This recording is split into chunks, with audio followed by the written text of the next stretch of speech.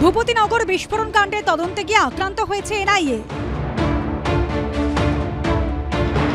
আর এই নিয়ে পুলিশের ভূমিকা নিয়ে প্রশ্ন তুলেছে কেন্দ্র সংস্থা।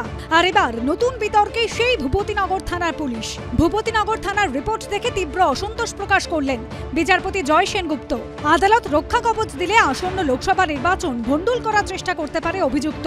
ভূপতিনগর থানার এই রিপোর্ট দেখেই ক্ষুব্ধ হন বিচারপতি সেনগুপ্ত। অভিযোগ, ভূপতিনগরের বিজেপি নেতা তপন মিদ্দার বিরুদ্ধে গত 3 বছরে 26টি ফৌজদারি মামলা হয়েছে, 15টি মামলায় চার্জশিট দেওয়া হয়েছে। তপন মিদ্দার দাবি, কোনো এফআইআরেই তার নাম নেই, অথচ একটা মামলায় গ্রেপ্তার করার পর থেকে একাধিক মামলায় তাকে গ্রেপ্তার দেখানো হয়েছে। মোট কটি মামলায় তার বিরুদ্ধে অভিযোগ আছে সেটা জানতে চেয়ে রিপোর্ট চায় কলকাতা হাইকোর্ট। পুলিশের সেই রিপোর্টে ওসির বক্তব্যে ক্ষুব্ধ বিচারপতি জয় সেনগুপ্ত। তিনি বলেন, আগামী 24 ঘন্টার মধ্যে এই রিপোর্টের ব্যাখ্যা দিতে হবে ভূপতিনগর থানার ওসিকে। এই রিপোর্টে আদালতের অবমাননা হয়েছে।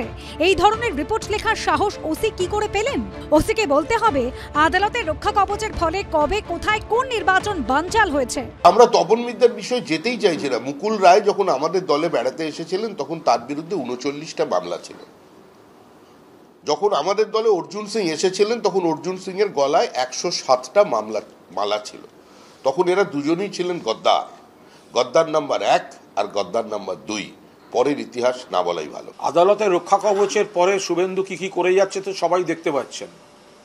আদালতের রক্ষা কবচ মানে সর্বক্ষেত্রে সেটা একদম মানে আদালত বলেছে বলেই ভয়ঙ্কর ঠিক জিনিস। এটা মানুষ আদালতের কাগজে কি লেখা থাকবে পরের কথা, মানুষ মন থেকে সেটা বিশ্বাস করছেন না। ফলে আদালতের উপর পূর্ণ সম্মান জানিয়ে বলছি, পুলিশ প্রশাসন যা বলার বলেছে।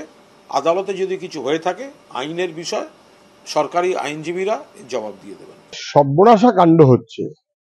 আদালতের রক্ষা কবচ নাকি বিপদ বাড়ায়। পুলিশ বেআইনি কাজ করবে, বেঠিক কাজ করবে সেখানে পুলিশের বিরুদ্ধে, বেআইনি কাজের বিরুদ্ধে রক্ষা কবচ কেউ দিতে পারবে না তৃণমূলের দাবি অনুযায়ী। আর তৃণমূলের নেতারা মন্ত্রীরা যখন পাচার কাণ্ডে যুক্ত হয়ে যাবে তখন তারা সকাল দুপুর সন্ধে রেহাই পাওয়ার জন্য কোর্টের দরজায় ঘুরে বেড়াবে। ইঞ্চিতে লড়াই হবে। তৃণমূলের অপরাধী নেতারা কোর্টের বেঞ্চিতে ঘুরবেন, কিন্তু রেহাই পাবেন না। মঙ্গলবার ফের এই মামলার শুনানির সম্ভাবনা কলকাতা হাইকোর্টে। সৌভিক মজুমদার, ময়ূখ ঠাকুর চক্রবর্তী ও জয়ন্ত পালের রিপোর্ট, এবিপি আনন্দ।